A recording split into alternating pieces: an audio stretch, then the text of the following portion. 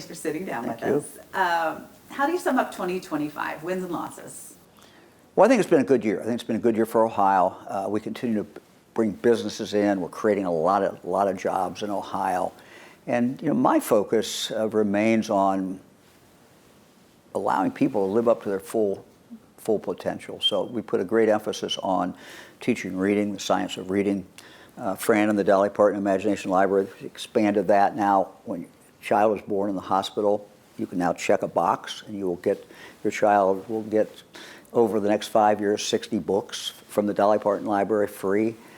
We've got about 12,000 kids every month get books.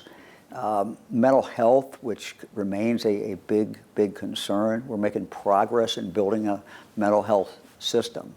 Today, starting actually in September of this year, you can dial 988 if you've got a child who's in a mental health crisis and you don't know where to turn. You can call 988, and there'll be someone come who's a professional in that area to help stabilize your child within an hour, no matter where you live in the state of Ohio. So these are things that we're doing.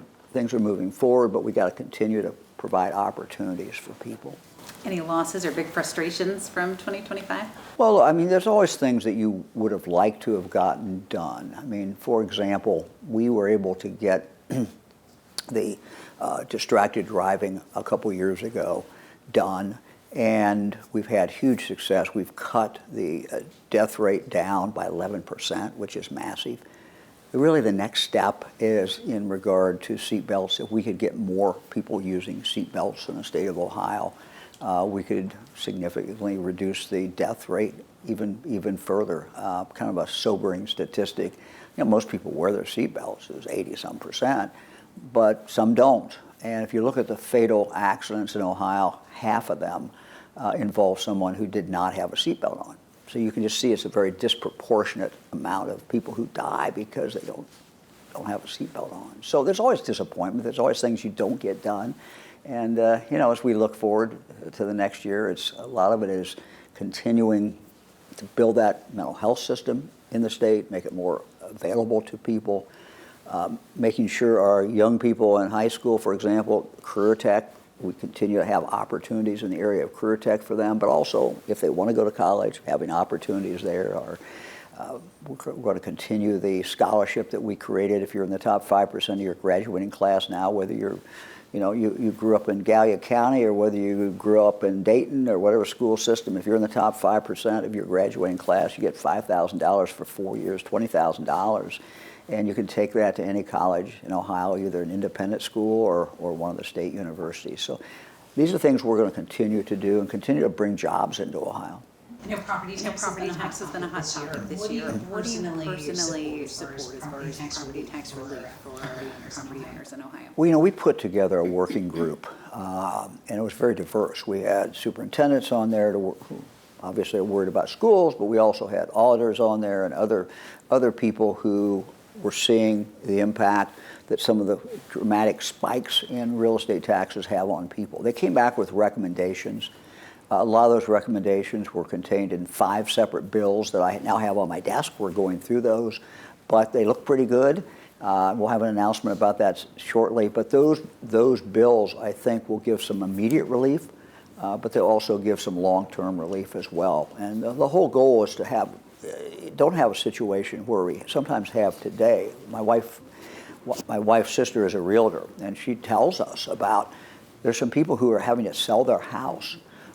They've lived there, they paid their mortgage off, they raised their kids there. Now the property values are going up dramatically, and they can't pay that tax anymore. That's unacceptable. So we think these bills will help in that area. All right. Another hot topic has been immigration, and I know there's a lot of questions about what's going to happen in Springfield in the next year if protected status goes away. What's on your radar as far as helping Springfield through whatever happens? Well, we're going to continue to do what we can to help Springfield. As you know, we tried to help when they were getting threats in the schools. We put the highway patrol literally in the schools to make people feel better and make sure everybody was going to be safe. We've upped some different services from the health department and other things, but We're now into a different time. February 3rd is fast approaching. And so Haitians who came here legally, on February 3rd, the federal government says this group is no longer legal. Once that happens, companies will not employ them. They can't employ them. They're not legal anymore. And so we think there's about 10,000 Haitians that remain in the Springfield area. They're contributing to the economy. They're filling jobs that weren't being filled in the past.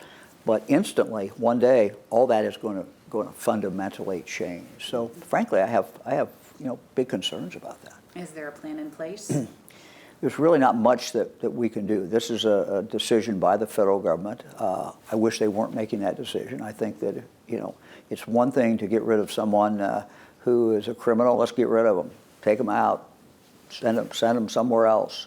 But if you're talking about someone who's raising a family, they're working hard, they're contributing to the community, it's really going to have it'll be a big blow to the economy in Springfield. Springfield has been coming back. Springfield has been moving up. One of the reasons in the last few years that they've been able to expand economically is frankly because of the Haitians. The Haitians are there filling jobs that were not getting filled. Once they go away, that's going to change, and I'm concerned about where that will go. Let's talk marijuana laws. There's kind of been in flux this year. More regulation went into effect. Why did you think it was important to change kind of what voters put in place?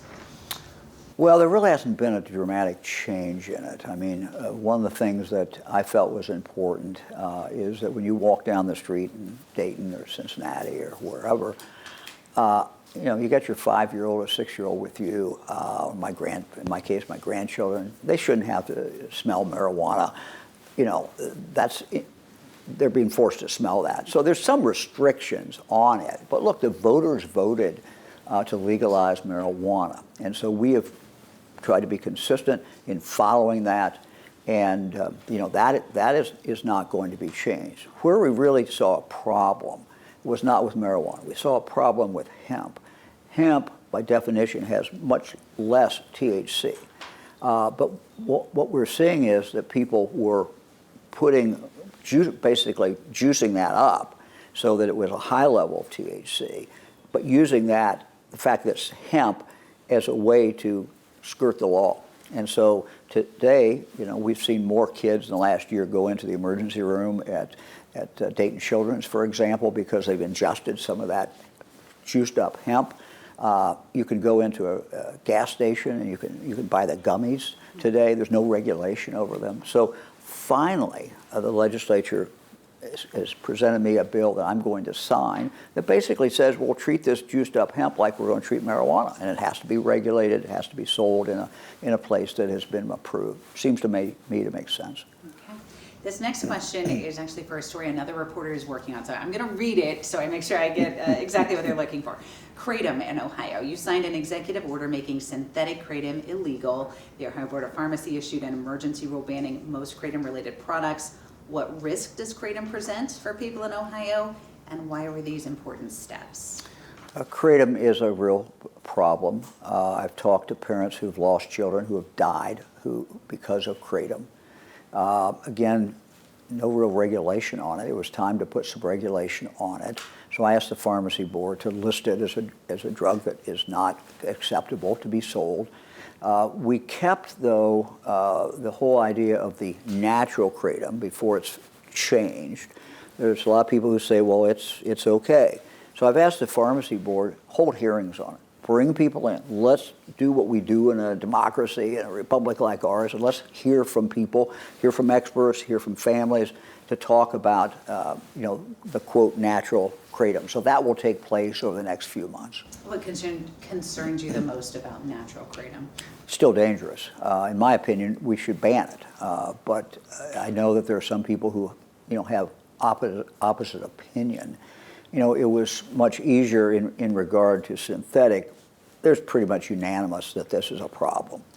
The natural, there's some debate about it. I happen to think it's wrong, but and it's dangerous to kids. But that will come out in the testimony, and that's the way we should do it. Let's talk about data centers. I know there's a lot of chatter right now, these small communities not wanting data centers, rural areas, concerns about energy usage, things like that. What is your stance on these data centers? What are you telling these people in these communities? Well, first of all, people in a community have a right to some extent, certainly control what goes into that community. So those are legitimate debates. If they decide they do not want a data center, I understand that. On the other hand, these data centers bring jobs. First of all, they bring a lot of construction jobs come in, and that's important for the economy. Second, they also seem to attract other businesses who want to be located close to the data center. Data centers themselves don't employ a lot of people. You go into one and there's not a lot of people working there, but the evidence is pretty strong that they do bring other companies in. And so that's why we think data centers are a positive thing in regard to the economy. Do we have the infrastructure to support them as far as energy use? Look, I think we have to continue to evaluate that. What is happening is some data centers are contracting directly with sources of energy, so it doesn't even go on, it doesn't impact the normal grid, and they're getting that source of energy. But they take a lot of energy, they take a lot of electricity, they take a lot of water. So you have to continue to monitor that and watch it. That's what we're trying to do. All right. Let's look ahead toward your final year in office.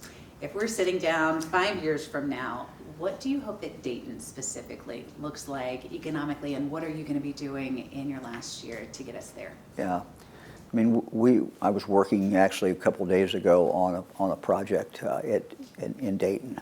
We're going to see one of the companies that has moved there expand even further, and I authorized that to take place as far as additional resources for that company. So I think what's happening around Wright-Patterson Air Force Base is exciting.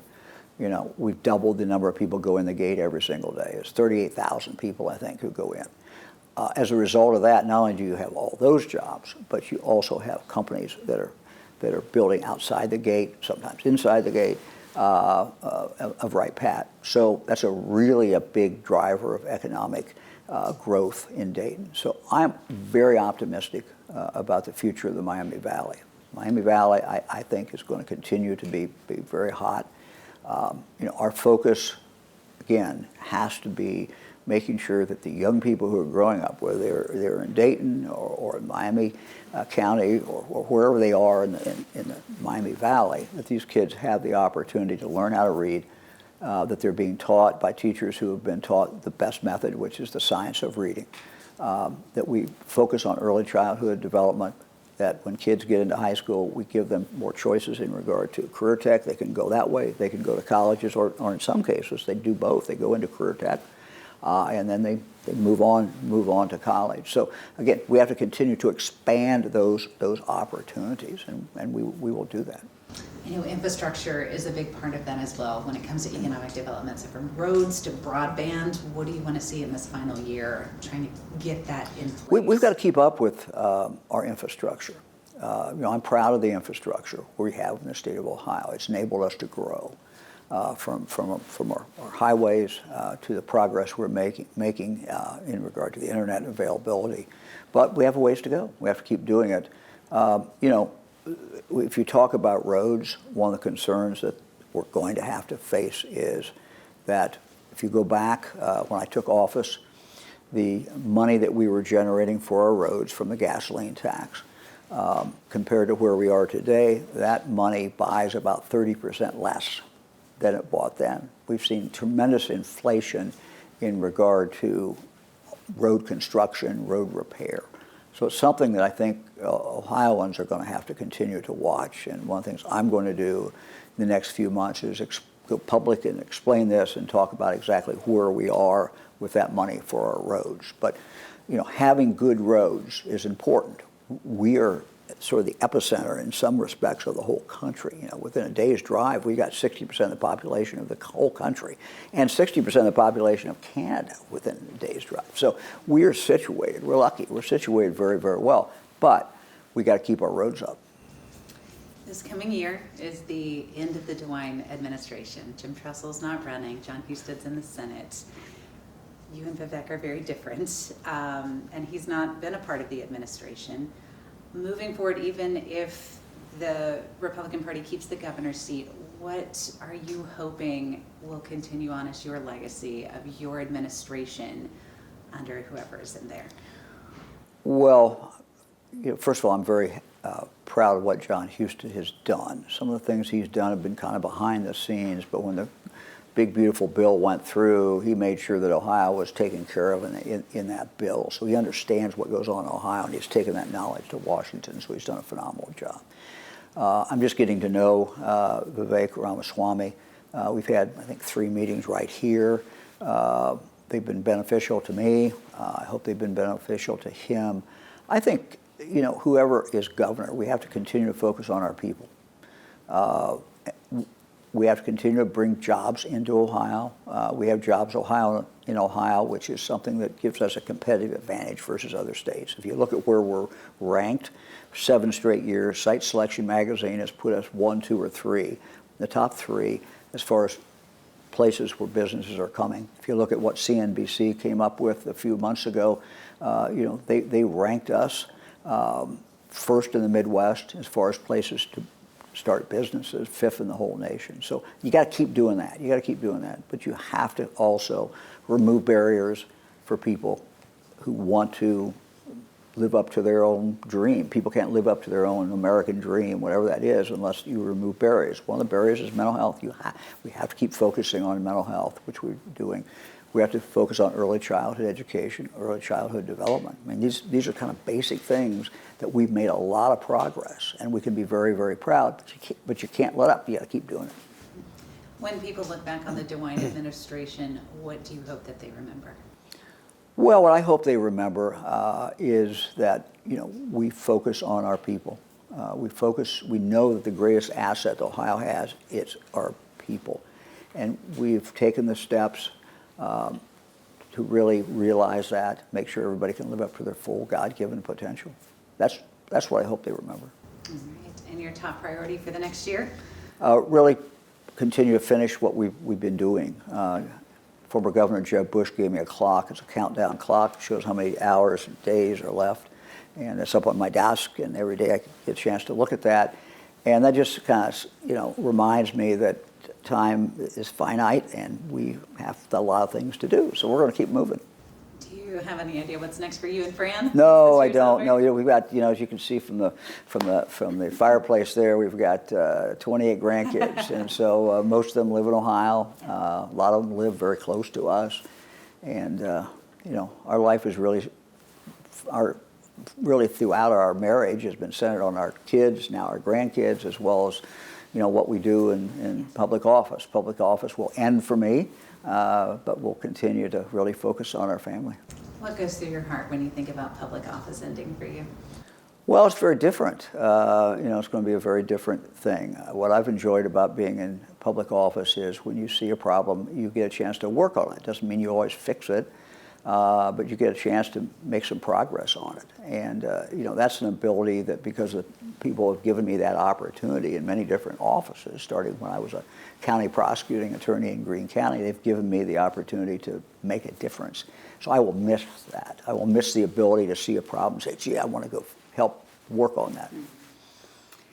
You're a Dayton boy. This is, Greene County boy. Dayton's home for you, the Dayton area. What's your message to the people of the Miami Valley? Oh, I just appreciate the opportunity to represent them now for many, many decades. And I'm very honored to be able to do that. I feel blessed, and I thank them for giving me the chance to do that. All right. Thank you so much, Governor. Good to see you. Appreciate it. Good Thank to you. see you.